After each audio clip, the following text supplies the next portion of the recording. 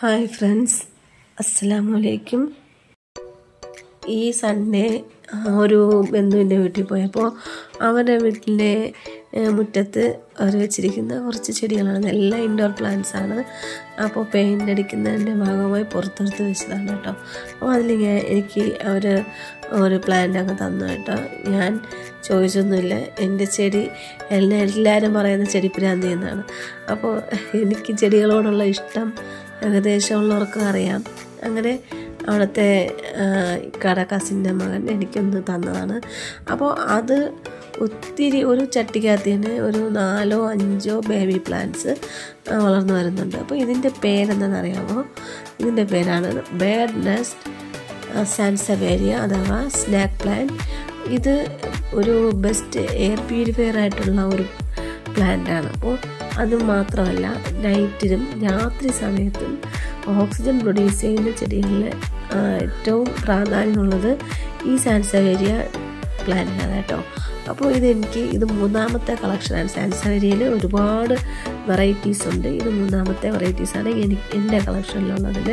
അപ്പോൾ ഇത് bird nest എന്ന് പറയാൻ കാരണം ഇതിൻ്റെ ഇലകൾ കണ്ടല്ലേ, അതിങ്ങനെ കിളിക്കൂട് പോലെ ഇങ്ങനെ വിരിഞ്ഞിരിക്കുന്നത് കൊണ്ടാണ് അതിന് ബേർഡ് നെസ്റ്റ് പ്ലാന്റ് എന്ന് പറയാനും കാരണം. അപ്പോൾ അതിൽ ഒത്തിരി ബേബി പ്ലാന്റ്സ് ഉണ്ട്. അതിനെ ഞാൻ എന്ത് ചെയ്തു, അതിൻ്റെ എല്ലാ ബേബി പ്ലാന്റ്സിനെയും ഞാൻ വേർപെടുത്തി എടുത്തതിന് ശേഷം അതിന് 4 ചട്ടികളിലാട്ടേക്കാണ് വെച്ചത്. മദർ പ്ലാന്റിൽ നിന്നും ബേബി പ്ലാന്റ്സിനെ ഞാൻ വേർതിരിച്ചെടുക്കുകയാണ്. അപ്പോൾ അത്രമാത്രം ഇതിൻ്റെ വേര് ഒന്നോടൊന്ന് എടുക്കാൻ കുറച്ച് ബുദ്ധിമുട്ടി.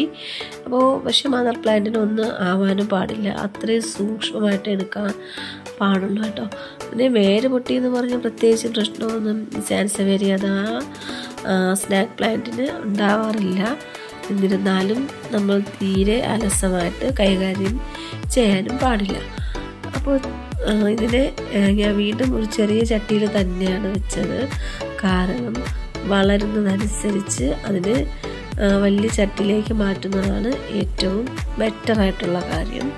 പിന്നെ അങ്ങനെ ചെയ്യാൻ മടിയുള്ളവർ ആദ്യം മുതൽക്ക് തന്നെ ഈ നല്ല പോട്ടിങ്സ് ചെയ്ത് ഈ ചെടിയാൽ വെക്കുകയാണെന്നുണ്ടെങ്കിൽ പിന്നെ തിരിഞ്ഞു നോക്കണ്ട.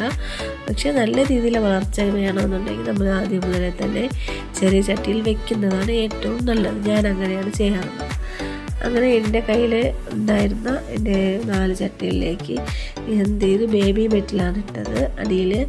അപ്പോൾ ഹോളുള്ളതാണ്, ഡ്രെയിനേജ് ഹോളുള്ളത്. ഞാൻ വീട്ടിൻ്റെ അകത്ത് വെക്കാനല്ല. ഇപ്പോൾ താൽക്കാലികമായി ഇതിന് വേരൊക്കെ ഒന്ന് നല്ല രീതിയിൽ അതായിട്ട് വന്നതിന് ശേഷം ഈ പ്ലാന്റിനെ ഞാൻ ഇൻഡോറിൽ സെറ്റ് ചെയ്യാനാണ് വിചാരിക്കുന്നത്.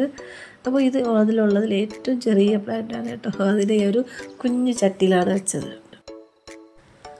പോട്ടിംഗ് മിക്സ് മണ്ണ്, മണൽ, ചകിരിച്ചോറ്, മുട്ടത്തോട് പൊടിച്ചത്, പിന്നെ ആര്യവേപ്പിൻ്റെ ഇല നന്നായി ഉണക്കി പൊടിച്ചത് 1 പിടി. ഇതെല്ലാം മിക്സ് ചെയ്താണ് ഞാനിതിൽ ചേർത്തിട്ടുള്ളത്. ഞാൻ നേരത്തെ ആ പോട്ടിംഗ് മിക്സ് തയ്യാറാക്കി വെച്ചിട്ടുള്ളത് കൊണ്ടാണ് അത് കാണിക്കാത്തത്. അപ്പോൾ ഇത് ഞാൻ സിറ്റൗണിൽ വെച്ചിട്ടുള്ള 2 സാൻസെവേരിയ പ്ലാന്റാണ്. നല്ല തിക്കായിട്ട് വളർന്നിരിക്കുന്നത് എനിക്ക് ഏറ്റവും പ്രിയപ്പെട്ടതാണ്. ഞാൻ ആഴ്ചയിൽ ഒരിക്കൽ മാത്രമേ ഇതിൽ വെള്ളം ഒഴിക്കാറുള്ളൂ. അത് അളവ് വളരെ കുറച്ച്. ഒത്തിരി ഓവർ വാട്ടറിങ് ചെയ്താൽ ഇത് വന്ന് ഇല വാടി അഴുകി പോകാറുണ്ട്.